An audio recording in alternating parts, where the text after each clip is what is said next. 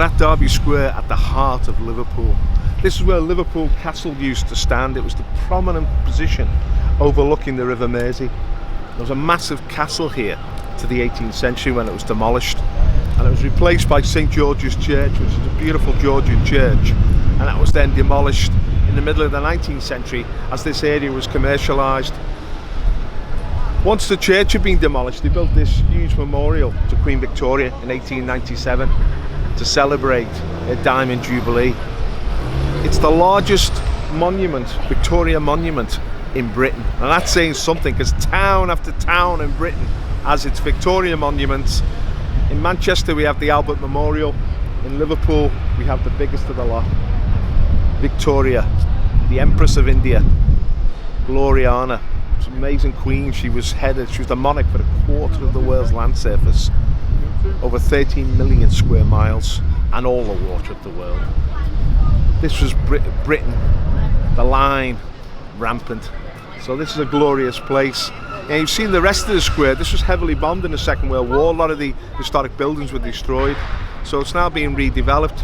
But on our right here is Castle Street, obviously leading onto the castle in its heyday. And we're going to take a walk down Castle Street now, the historic heart of Liverpool.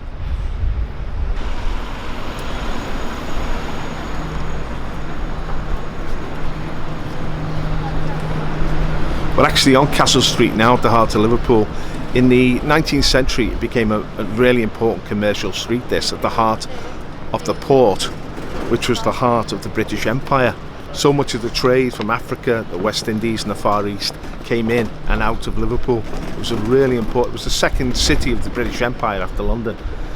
But a lot of these buildings were built in the Victoria times, but this street was laid down dramatically in the Georgian era.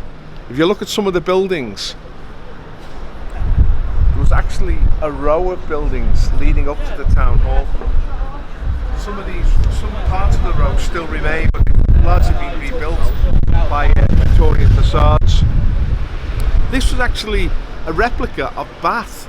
Sir Joshua Soames was employed by the wealthy people of Liverpool, the elders of the city, to put a bit of Bath and Bath's sort of glory into Liverpool. The town hall was built in the 18th century. This was all sort of to raise the esteem of Liverpool as a port and as a city. We're going to go and visit the town hall now. See, there's a symmetry here. This was just two terraces which led down to the town hall.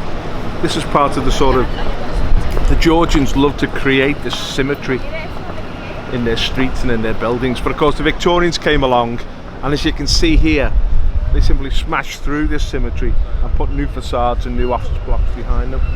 On the corner here you can see the dome, see the sort of Russian dome at the top of the building. This was the Russian bank. These were Moscow. There's a lot of Russian bank here. Obviously Liverpool's an international port, and the Russian banks were created on this street. As I said earlier, this is an 18th century building, the town hall at the end of the street, although it was rebuilt from within in the 19th century. There'd been a fire, there'd been a lot of destruction. The actual facade is a typical piece of Bath architecture, Sir Joshua Soames, or Bath as we say up north. But the dome was a later addition, and it's still sort of a very historic town hall. I mean, the Victorians loved their town hall, and Liverpool built St George's Hall to show off its municipal grandeur. So this predates the Victorian sort of pomp, but it's still a very exquisite building. We'll go and have a look inside now.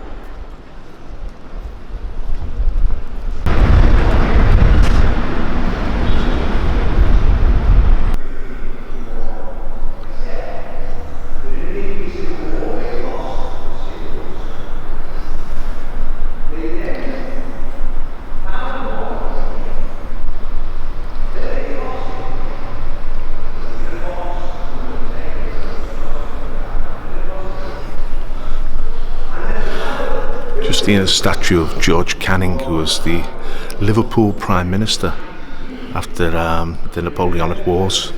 He was the shortest reigning Prime Minister of them all, I think 119 days, way back in the 1819, I think he was.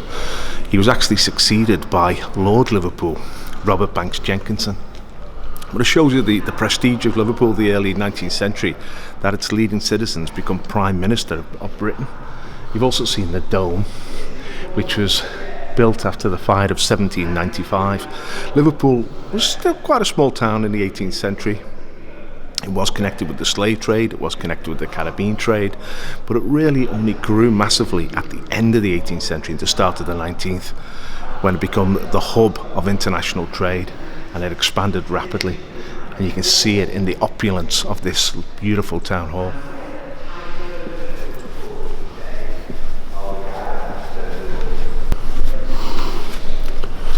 This is the Earl of Derby, Frederick Stanley. He was the son of Edward Stanley Smith, who had also been Prime Minister of England, 3 times a Conservative Prime Minister in the second half of the 19th century. The Darby family, who owned Knowsley Hall, we have Knowsley Safari Park today, they were the really big wigs of this area, the aristocrats, who in the 19th century had enormous power in moulding Liverpool, along with the Molyneux family, the Earls of Sefton. Immense figures in the British Empire.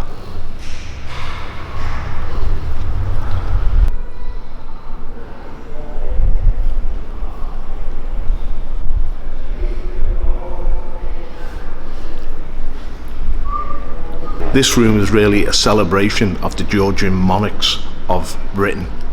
Liverpool really expanded into a glorious port in the Georgian era, especially under this man, George III.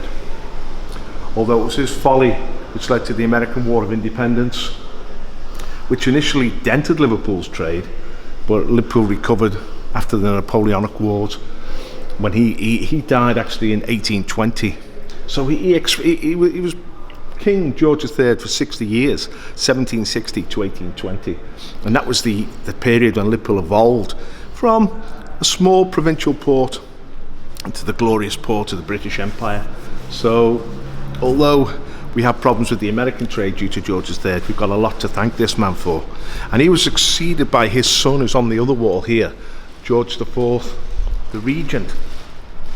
When George III started to go mad, his son took over the Regent, and he was king for 10 years, from 1820 to 1830. Again, another period of terrific expansion in the Liverpool trade. The North American trade especially grew in that period, the importation of cotton, and we're seeing the start of the Industrial Revolution in Manchester, which really started to move under this man, the 4th Georgian king, who was actually the brother of George IV, William IV.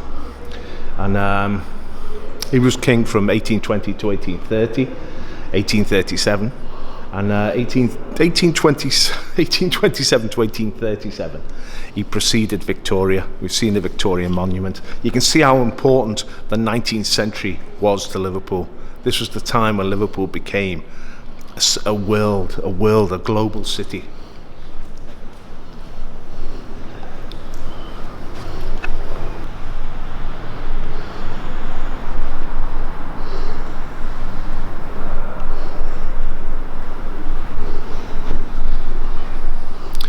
We're in a room adjacent to the Georgian room. This is a room which celebrates some of the entrepreneurs, the businessmen and the philanthropists who governed Liverpool in the 19th century. William Rathbone is on the right, Jonathan Aiken, a bust of him. These were all very successful merchants, very successful businessmen and builders, and as they earned their huge fortunes, they were very benevolent. They were Christians, and they believed it was their duty to plough their wealth into the city for the good of all. So they built institutions for the sick, for the blind, for the poor. They built schools.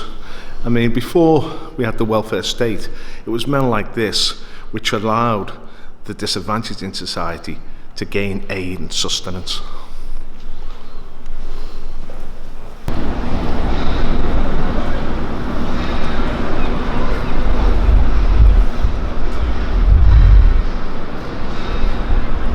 Many great figures have stood on this balcony here in Liverpool, from the Queen downwards, where they've been honoured by the city. There's been huge crowds around here. 1964 was a special one when the Beatles came along here. John Lennon, Paul McCartney, Richard Starkey, George Harrison gathered here to get the aplomb of the people of Liverpool who were celebrated. And I've stood here and watched Derek Hatton. Remember the militant period? Bit of an infamous period in Liverpool's history, not one we're especially proud of, but he used to stand on this balcony and give speeches. I remember listening to him in my impressionable youth on Castle Street. But if you look, you can see down to Water Street here and the river beyond, very close to the river. This is the historic heart of Liverpool.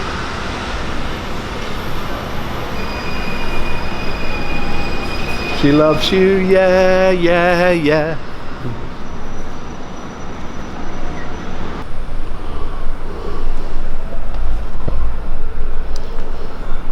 I love the opulence of these Georgian interiors. I mean, they're so elegant. The columns, marble columns, everything's gilded and restrained. It's of its period. It's quite unique, and it's been preserved. It's really a blessing for the city to have this.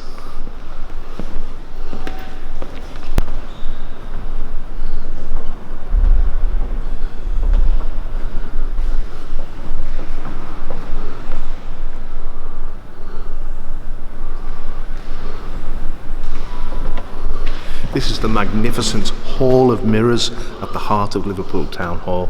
You can see the columns, the Corinthian columns. It's some sort of replica of the hall at Versailles, the Hall of Mirrors in Versailles in Paris. And you can see the opulence of it. Again, it's incredibly elegant and stylish. No expense spared in creating this. Two amazing mirrors at each end of the hall. You would have balls here. You'd have receptions for royalty. This was the heart of the high society of Liverpool in the 18th and 19th century. And this is a piece from Isn't this fantastic? This is the council chamber at the heart of Liverpool Town Hall. You can see it's all timbered. Even the pillars are wooden. It's beautiful woodwork, you know, it's a wonderful place. Leather seats. Piece of classic Victoriana here. Really brilliant to be here and to just see it. To the top of the big mould, the molasses drained out of this hole in the bottom, and that drains out into the syrup jar, leaving in the... I demand to be heard by the chair. As a councillor of Liverpool, I want to stand up for the ratepayers of this city. We are being plundered by this council, and I'm walking out.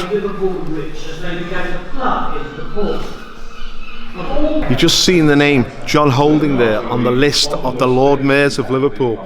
John Holding was a brewer, he was a publican, he owned the Sand and Arms in Anfield, and most importantly he owned Anfield Road, where Everton Football Club played their football. And in 1892 Everton won the league. And John Holding saw the size of the crowds and said, I want to sell my ale at the ground. And Everton Football Club, which had been founded by the Methodist Church, refused to allow him to sell alcohol on the premises. And he said, look, I own this ground. He insisted on selling alcohol. So they left and went to Goodison Park. And he was left with an empty stadium. And he brought in 11 Scotsmen. He brought them south and said, you're my new team, Liverpool Football Club. And Liverpool Football Club was born. What a moment that was.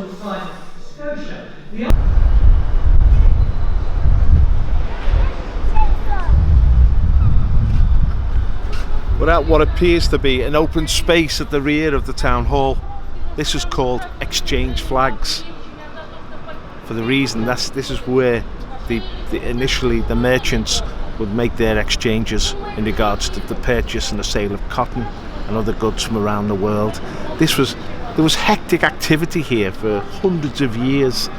Liverpool, a great trading port, its wealth was based on its mercantile interests, and they would gather in this square, exchange flags, and they would barter and they would sell and they would make contracts. It was a hive of activity. You could imagine this in the glory days of Victorian England, all the gentlemen with their top hats on. It was more frantic than the stock exchange. Now, of course, it's quiet, almost pedestrian area, and those days have moved on. Everything's over the screen now, the computer screen. I'd love to have been here and witnessed the traders of Liverpool in action, the brokers.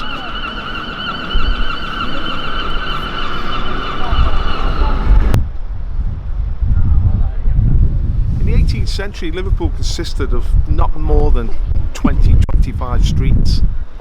And this is the original street pattern of Liverpool. Old Hall Street, one of the original streets.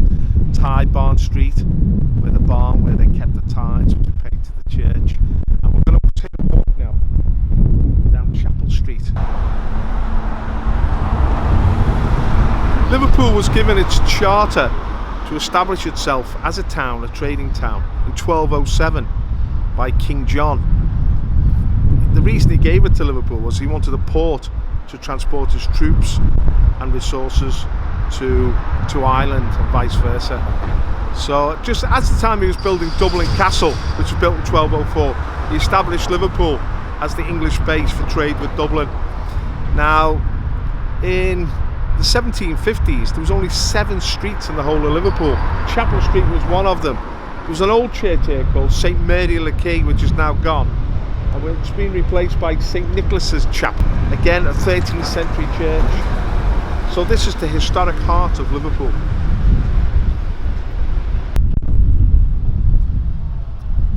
Get the name there, Alabama House, and see the sign on there.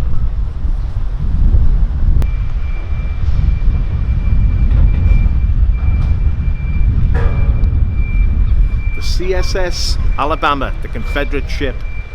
And above the name Alabama is a picture of the president, Jefferson Davis. He was the president of the Southern States in the American Civil War. And we're now about to enter a battlefield of the American Civil War in 1860s. It's in Rumford Court in Liverpool, believe it or not. Because during the American Civil War, the Confederacy commissioned ships to be built over the water in Birkenhead to break the Union's blockade of the southern ports. Once the Union found out about this, they sent agents over to thwart the Confederacy. And these agents clashed in Rumford Court. And pistols were drawn, and the Union fought the Confederacy, and blood was spilled.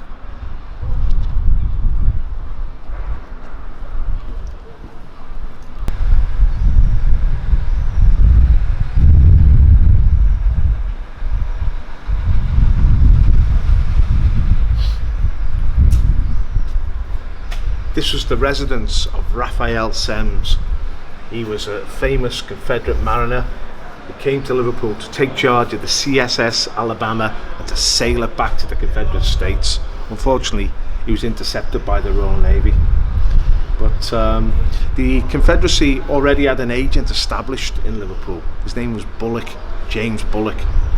And he was purchasing ships from the Laird shipyards across the River Mersey in Birkenhead to be used by the Confederacy. The Union found out, and they come to hunt him down.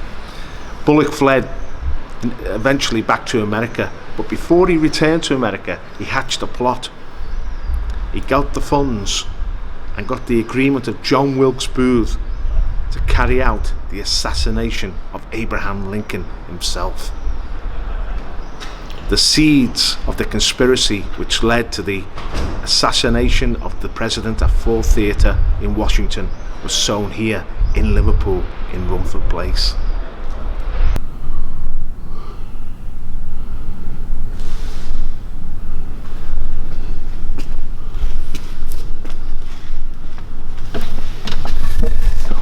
We're at the heart of the great metropolis of Liverpool. 1.25 million people, hub of activity, and yet this is so quiet here. It's a place of rest, place of reflection. It's St Nicholas Church, which was created as a chapel linked to the Liverpool Parish Church, which was in Walton, St Mary's Walton, in the 14th century. So this has been a place of reverence and of quietness and of prayer since the 1300s, over 700 years. And This is where the sailors would come for their services. This is the military chapel and the dignitaries of Liverpool. It's a wonderful church. It was completely bombed, well, the nave was, in the Second World War. So this is the rebuilding of the church. But it's a place of quietude.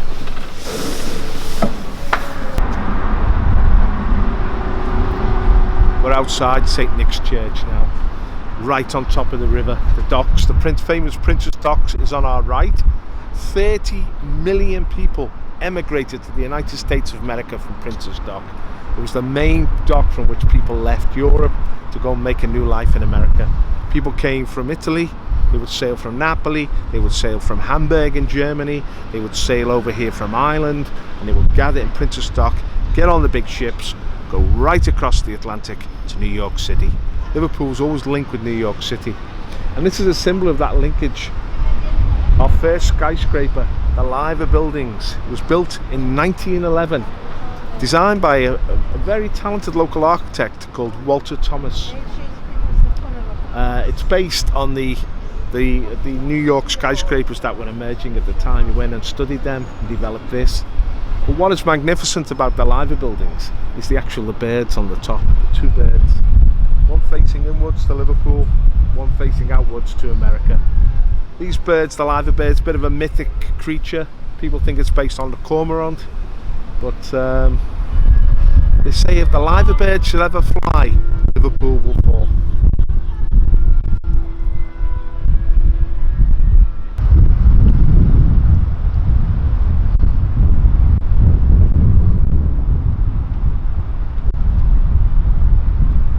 This is fantastic here. We're right on the waterfront in Liverpool. We've seen the Prince's Dock. Come over to the Liver Buildings. Next to the Liver Buildings is the Cunard Buildings, a shipping company whose headquarters was built in the style of an Italianate palace, rather dramatic. And you just saw one of the corners of the Port of Liverpool building, which make up the three graces on the Merseyside waterfront. If you look at the River Mersey now, you can see the ships passing by. It's come up from the Manchester Ship Canal.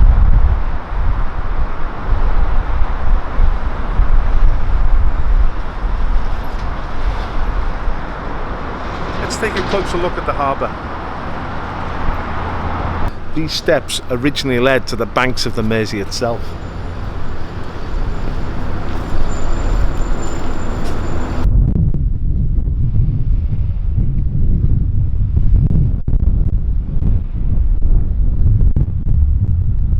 This is what Liverpool is all about, shipping. We're at the Prince's Dock here, where I said earlier this is where people migrated to America from. You can see here this is a tugboat, and we've got the Liverpool, the ferry across the Mersey, the famous ferry across the Mersey, just coming across now. It's great to see so much activity on the river. This is a cruiser terminal now, and this is the Black Watch. It's a 50-year-old ship that just come to dock in Liverpool. Magnificent ship, you know, they don't build them like this anymore. And people from all over the world come to Liverpool now to visit the sites. Such a famous seaport. Of course, we're just on one dock. This is one small dock in a whole complex of docks along the River Mersey. There is more than 14 miles of docks along the Liverpool waterfront, going right from the Seaford Dock in the north end, which is a huge container dock, right down to the Garston Docks in South Liverpool. At one time, almost 60,000 men worked these docks, loading and unloading ships, and the carters carrying the goods up the hill. Liverpool was an incredibly active port, you know, seaport, and it's great to come down to the river and just feel the hub of the city, feel its roots, its origins. It's a vast river, the Mersey. It's a vast estuary, you know. Enormous amount of water flows through here. So it's a very dramatic setting. We've seen on the waterfront, we've seen the Liver Building, the Cunard Building, the Port of Liverpool Building, the Three Graces, and it's the Albert Dock beyond, which is another famous complex of buildings. So yeah, you capture the romance of the city when you come down to the river, capture the feel of Liverpool, and you get to realise what this city is all about. International trade. Well, I hope you've enjoyed our little mini tour of the historic streets of Liverpool, just the centre of Liverpool. Of course, it's a great city, there's much more to see. But I would just like to say thank you to all those people who've donated towards the cost of the new equipment. We've bought a new camera, and towards our expenses, and to all those who have subscribed to our channel. Don't forget, if you're a new viewer, push the subscription button, push the bell, and if you would like to make a donation, there's a PayPal link in the description. Thank you.